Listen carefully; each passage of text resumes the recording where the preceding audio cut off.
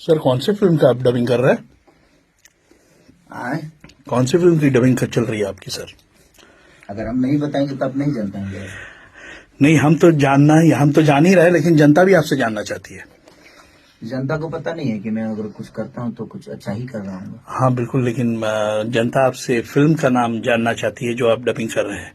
आप फिल्म का डबिंग कर रहे हैं सर या गाने का डबिंग कर रहे हैं? बैठ के तो मैं गाने का डबिंग नहीं कर सकता, क्योंकि मैं भजन तो मैंने वो क्या बोलते हैं क्लासिकल सिंगर तो हूँ नहीं। सर कृपया फिल्म का नाम बताने का कष्ट करेंगे। जी, इस फिल्म का नाम है राजा राम, जी।